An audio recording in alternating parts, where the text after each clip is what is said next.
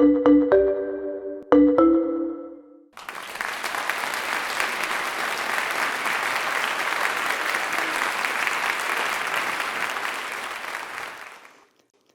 of us grew up with this basic framework where people who have more can and should help people who have less. We call it charity, and it's generally considered a virtue. At some point, though, we need to evaluate if the traditional way of doing charity is actually working.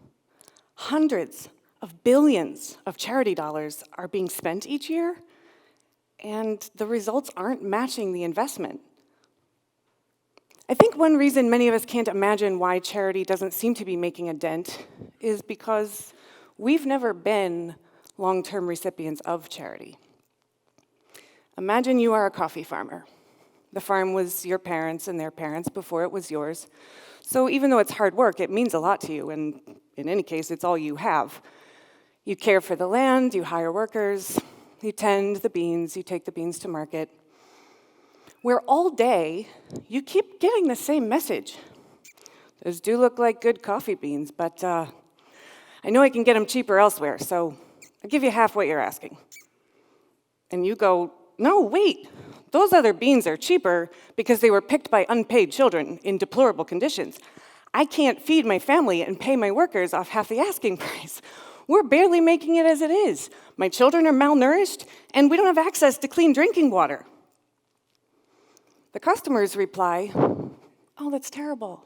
You poor person. We would like to make a charitable donation to you. But to ensure the funds are not misappropriated, we'll give them to your government, and they'll give you some money according to your needs. Of course, you'll never see any of that money. You will be poor for the rest of your life, as will your children and their children. Your government will continue to live large off the sweat of your labor and the dollars of your would-be benefactors, who unknowingly buy their coffee from modern-day slave plantations, and go about their lives feeling good that they've done something to alleviate your suffering, never noticing that they haven't. Don't you want to throw your hands in the air and cry, why don't you just pay me a fair price for the coffee beans in the first place? Well, why don't we pay a fair price for the coffee beans in the first place? We're not exactly stingy people. We spend tons of money on ourselves, on others, on charity. Yet when it comes to individual purchases, it's practically imperative that we save as much money as possible, no matter the true cost. Take candy as an example. When we go to the grocery store and reminisce about how cheap candy used to be, we don't see that a chocolate bar full of cacao from Ghana and sugar from Thailand and peanuts from India, planted, picked, processed, packaged, shipped all over the world, is actually impossibly cheap. If we do ever question how things are sold for so little, we don't think through the answer, and if we're honest, maybe we don't want to. We kind of like the system. Most of us live pretty comfortable lives. We get to feel good about ourselves when we help others.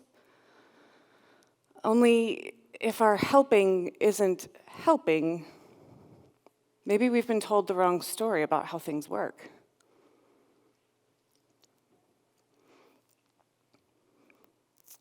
In order to reevaluate the way that we think about charity, we have to put ourselves in the mindset of somebody who is in that position.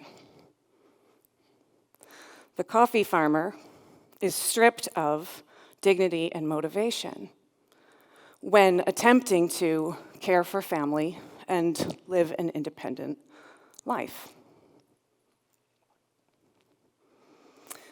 We inadvertently perpetuate this system because there's a deep separation between us and the results of our actions.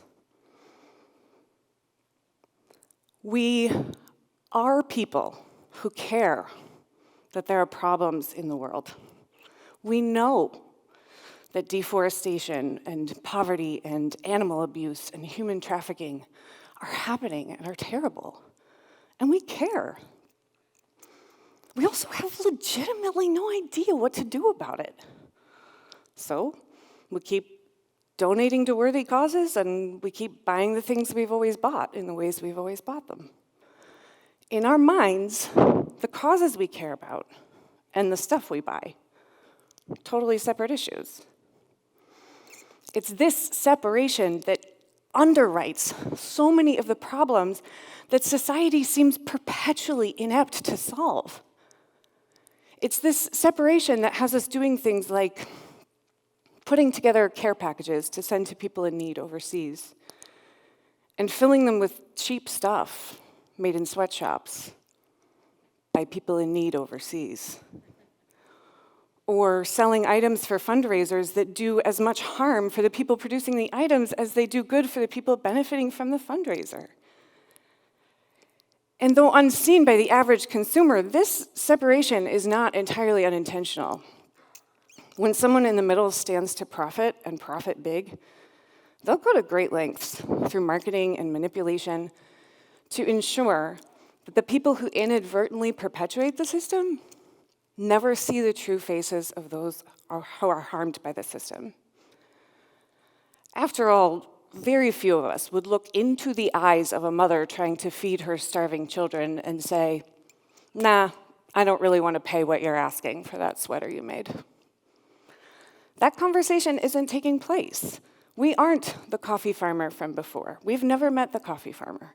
So it easily escapes our notice that most of the money we spend on the stuff we buy never makes it into the hands of the people who need it and deserve it. And although not all charity is bad or ineffective, a lot of what we spend on charity also never makes it into the hands of the people who need it and deserve it.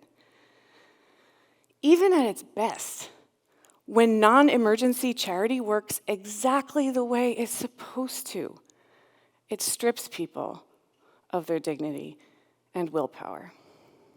Then when corners are cut to match the unrealistic price points people have come to expect, environmental degradation and human and animal exploitation are inevitable.